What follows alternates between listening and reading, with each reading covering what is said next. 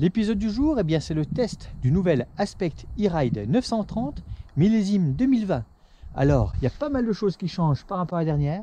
Déjà, une silhouette beaucoup plus sloping, une finition au niveau des soudures qui est vraiment jolie. Après, en termes de faisceau, là c'est le top du top avec un maximum de protection, gaine spiralée à l'avant au niveau du poste de pilotage pour avoir un minimum de choses qui dépassent. Le câble du compteur qui passe dans le haut-banc arrière gauche, donc là plus de risque d'avoir un câble qui vienne se prendre dans le pneu arrière et qui soit coupé. À l'arrière, un aimant coincé derrière le disque, donc impossible de le perdre. Un gros gain en termes de fiabilité et du coup, parmi ces autres arguments, une compatibilité avec le système d'extension de batterie imaginé par Scott. Et pour le coup, celui-ci a été monté et on a fait l'essai en partant avec 900 watts d'énergie embarquée. Et après un rodage plutôt asphalte, direction la forêt, pour voir ce que ça donne sur les chemins et sentiers, surtout que cette nouvelle mouture 2020 est équipée avec des pneus booster de chez Kenda, 29 par 2.6, ça va nous changer des 29 par 2.25 de l'année passée.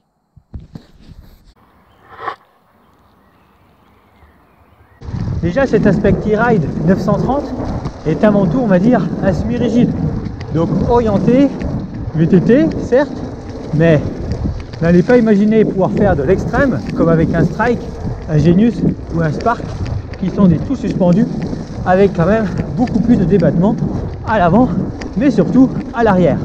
Là, l'arrière est tout rigide, et que ce soit en termes de confort, vos fesses sont vite au courant, mais également en termes de motricité, d'adhérence générale, que ce soit en montée ou au freinage, un semi-rigide reste un semi-rigide. Le gros plus reste le format de pneu utilisé. Là, on est sur du 29 par 2.6 booster de chez Kenda. Du coup, on a quand même une grosse section qui permet d'obtenir tout de même du confort et un grip nettement amélioré par rapport à la version 2019 qui lui était livré en 2.25. Donc là, on a un petit vélo plutôt efficace pour de la balade en forêt. Et ce petit jouet n'a vraiment pas peur des single track. Là, pour le coup, je le roule en version lourde, à savoir que j'ai greffé une batterie additionnelle de 400, donc quasiment 3 kg de plus sur le vélo, mais en termes de maniabilité, tant que les deux roues sont au sol, je dirais qu'on ne voit pas la différence. Par contre, c'est clair que si je veux faire des sauts, là, au moindre petit bunny-up, j'ai tout de suite l'information du vélo qui est, on va dire, scotché au sol. Il va falloir, on va dire, trouver de nouveaux repères pour pouvoir faire suffisamment d'extension et gagner en détente pour soulever une machine avec 3 kg de plus. En termes de freinage, on a un petit ensemble Shimano en huile minérale et disque de 180 avant-arrière qui est plutôt bien efficace. La puissance de décélération est importante. Bon, là le vélo a été rodé avec un tour sur route d'un peu plus 50 km et du coup le freinage est optimum puisqu'on a bien respecté, on va dire, la montée en température des disques plaquettes. Ce petit vélo, si vous voulez faire du technique, voilà, ça reste un semi-rigide avec des pneus, on va dire, un peu slick. Donc du coup, vous pouvez vite être limité sur un terrain gras comme ceci. Donc, il faudra peut-être voir pour acheter des pneus un peu plus hiver si vous voulez rouler dans des conditions grasses. Au niveau de la transmission, on a la nouvelle transmission SX12 de chez SRAM. Donc 12 vitesses, une grande cassette de 50 dents à l'arrière. Et ça, en termes d'efficacité, c'est plutôt pas mal. Notez que le changement de vitesse est de type one-to-one. Et là, forcément, ça a patiné. Faut dire que le pneu s'est chargé en terre. J'ai pas choisi non plus le passage le plus facile, puisque on a des cailloux et les pneus gras dans les cailloux font jamais bon ménage. Et vu qu'on est tenace, on va quand même essayer de passer avec un peu plus de vitesse, un peu plus d'élan. Notez que sur cette motorisation Bosch, comme sur les autres motorisations, on a une aide d'assistance à la marche. En appuyant sur le dessous du purion, on a un petit bouton magique et ensuite quelques secondes pour appuyer sur le bouton plus pour bénéficier de cette assistance à la poussée. Alors, on va quand même tâcher de passer cette difficulté. Ok, le terrain est gras, j'ai des pneus faiblement cramponnés, mais il n'y a pas de raison que ça passe pas. On va mettre un maximum de chance de notre côté et utiliser le mode tout automatique IMTB qui va fluctuer de 120 à 300% selon la pression sur la pédale et essayer de choisir une meilleure ligne sans prendre la grosse marche et d'entrée avoir le bon rapport, ce qui n'était pas le cas tout à l'heure. Forcément avec le one-to-one, pas forcément évident de passer les vitesses à la volée.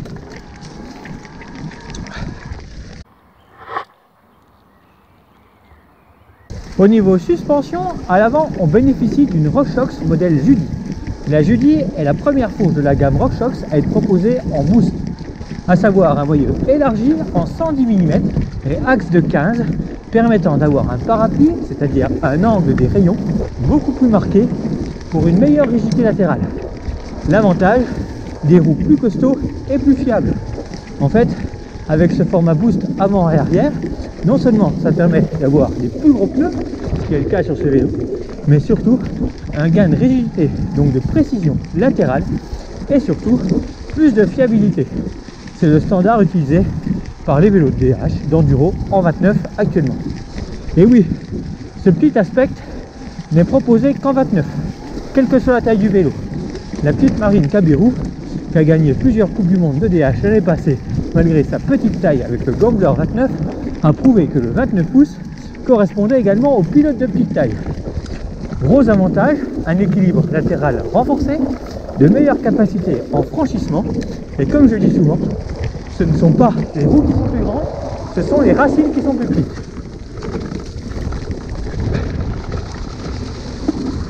Donc au-delà des 120 mm de débattement de la suspension avant, on bénéficie également de poignées confortables, avec un petit plat qui vont permettre de mieux répartir les appuis au niveau de la paume des mains pour gagner en confort. La selle Syncros est également issue de la gamme Endurance Confort. On n'est pas sur un produit orienté performance comme on trouvera sur des produits compétition de la marque. A noter que ce moteur performance, dont la presse a très peu parlé, puisqu'il a été étouffé par le nouveau moteur Performance CX Génération 4 qu'on retrouve sur la plupart des tout suspendus, qui a gagné en compacité, en poids, avec un gain de 1 kg grâce à son corps magnésium.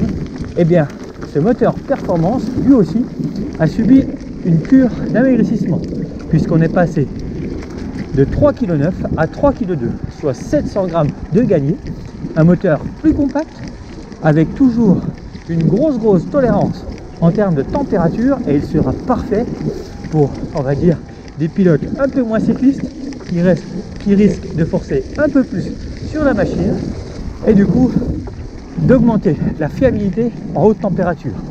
D'ailleurs, ce Fit Aspect E-Ride 930, semi-rigide par excellence, est vraiment adapté pour une pratique sport santé.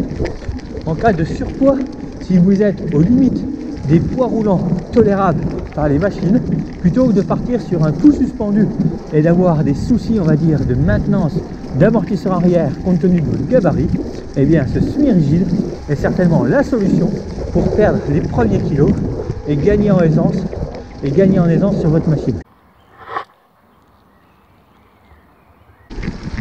Il n'y a pas de souci, hein, ce moteur performance, il est fougueux à souhait et manque vraiment pas d'atouts par rapport à l'ancien moteur. On sent vraiment que les 300% sont bel et bien là, et ça c'est franchement bien pour un usage tout terrain. L'ancien moteur était quand même plus réservé à des VTC longue distance. Là on a quelque chose de beaucoup plus polyvalent. En tout cas, l'agrément moteur est très agréable. Celui-ci est, on va dire, relativement silencieux, mais encore une fois, un moteur totalement silencieux est souvent un moteur qui ne marche pas. Mais là, pour le coup, là, ça marche et c'est beaucoup moins bruyant généralement que les moteurs plus puissants.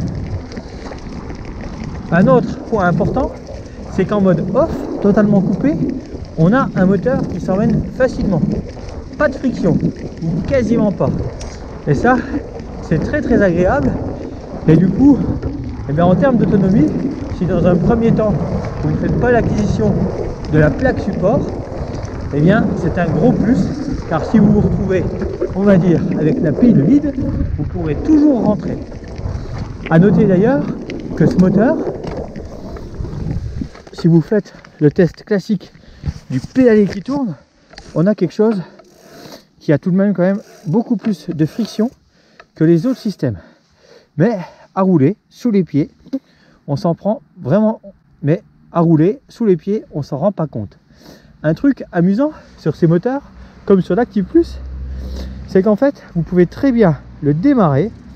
Un truc amusant sur ce moteur, comme sur l'Active Plus, c'est que vous pouvez très bien le démarrer avec, on va dire, un coup de kick en faisant tourner le pédalier à l'envers. Et bien, le vélo démarre. Et ça amuse beaucoup Zoé sur son petit Rockster E-Ride, car c'est toujours amusant de pouvoir démarrer en mettant un coup de pédale en arrière, façon kick sur une moto. À noter d'ailleurs qu'au niveau de la batterie, là c'est une batterie de 400, et celle-ci a été entre guillemets piquée, on va dire entre guillemets, sur un Rockster E-Ride, un vélo enfant. Mais ça peut être également sur un Rockster 26 destiné aux personnes de petite taille. Donc au-delà d'une batterie seule, c'est également une batterie que vous pouvez piquer sur un autre vélo. Donc si cette batterie vient d'un Rockster E-Ride, c'est sous-entendu que vous pouvez très bien piquer la batterie sur un autre vélo, soit un deuxième vélo que vous avez déjà à la maison, ou soit sur un deuxième vélo que vous pensez acheter par la suite. Là, sur ce 930, à l'intérieur, c'est une batterie de 500 avec une cale de 68 mm. Mais le cadre peut tout à fait recevoir une batterie de 625 watts de dernière génération. Pour un usage un peu plus tout-terrain et montagne, prévoyez peut-être de faire monter une tige aisselle télescopique de type Syncros, comme on vous l'a déjà présenté, ou pour de type Syncros, comme on nous en a déjà parlé, qui vous coûtera un peu plus de 250 €. Si vous roulez un peu plus en montagne et en zone engagée, n'hésitez pas à investir dans une tige aisselle télescopique, tel le modèle Syncros qu'on vous a déjà présenté, et comptez environ 250 € posés pour pouvoir bénéficier de cette option qui est loin d'être une option si vous roulez beaucoup plus dans le pentu. Bon, vous l'aurez compris, ce petit Aspect E-Ride 930 pour un usage chemin, route et sentier, il n'y a aucun souci, il sera carrément adapté, et pour débuter en VTT AE à moins de 3000 €, il est juste parfait.